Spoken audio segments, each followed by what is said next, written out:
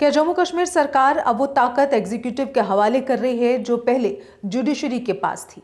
क्या अब डीसी यानी डिस्ट्रिक्ट कमिश्नर तय करेंगे कि कौन सी प्रॉपर्टी प्राइवेट है और कौन सी रेजिडेंशियल? क्या टेनेंसी डिस्प्यूट्स और लैंड ओनरशिप डिसीजंस अब एडमिनिस्ट्रेशन के हाथों में आएंगे?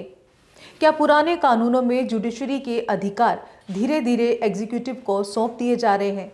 न्यू टेनेंसी एक्ट के बाद क्या टेनेंट्स और लैंड ओनर्स के अधिकार सुरक्षित रहेंगे या एडमिनिस्ट्रेटिव डिस्क्रिशन बढ़ जाएगा?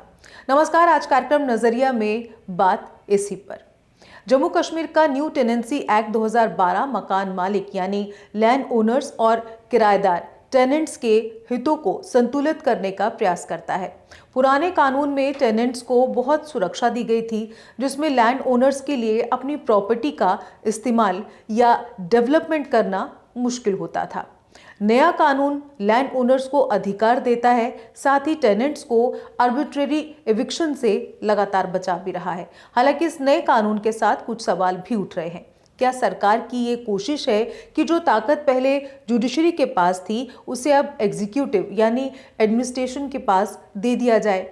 क्या अब ये डीसी तय करेंगे या उनकी निगरानी में होगा कि कौन सी प्रॉपर्टी जो है वो प्राइवेट है और कौन सी रेजिडेंशियल? इससे जो लैंड ओनर्स और टेनेंट्स हैं, दोनों के अधिकारों पर प्रशासनिक असर पड़ सकता है, ऐसा माना जा रहा है।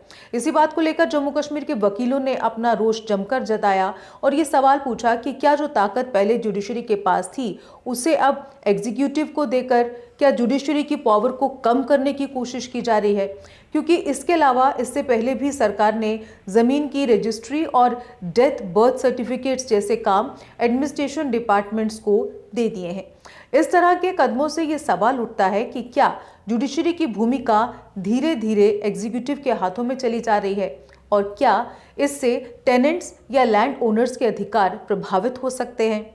न्यू टेनेंसी एक्ट 2012 मॉडर्न और बैलेंस्ड है, ऐसा बताया जा रहा है, लेकिन इसके प्रैक्टिकल इम्प्लीमेंटेशन और जो एडमिनिस्ट्रेटिव डिस्क्रिशन और इसके अलावा ट्रांसपेरेंसी पर ध्यान देने की आवश्यकता है।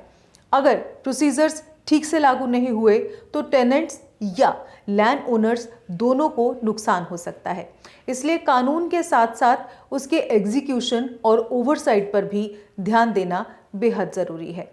खैर, आज नज़रिया में बात टेनेंसी एक्ट को लेकर थी, जिस तरह से लगातार इसका विरोध किया जा रहा है कि इसे जो है वो सरकार के हाथ में ना दिया जाए, और वहीं पर वकीलों ने जमकर इस पर रोष जताया था। इसका असर आगे चलकर क्या होता है ये तो वक्त बताएगा, लेकिन फिलहाल इसको लेकर वकीलों ने भी विरोध किया था और उन्होंने कई सवाल उठाए थे और उन्हीं सवालों को आज हमने अपने इस कार्यक्रम में भी उठाया है। फिलहाल आज कार्यक्रम नजरिए में बस इतना ही। कल फिर से हाजिर होंगे एक नए विषय के साथ। तब तक आप देखते रहिए जेके अपडेट। मुझे दीजिए इजाजत। नमस्कार। जम्मू कश्मीर की खबरों के लिए जुड़े रहिए जेके अपडेट के साथ।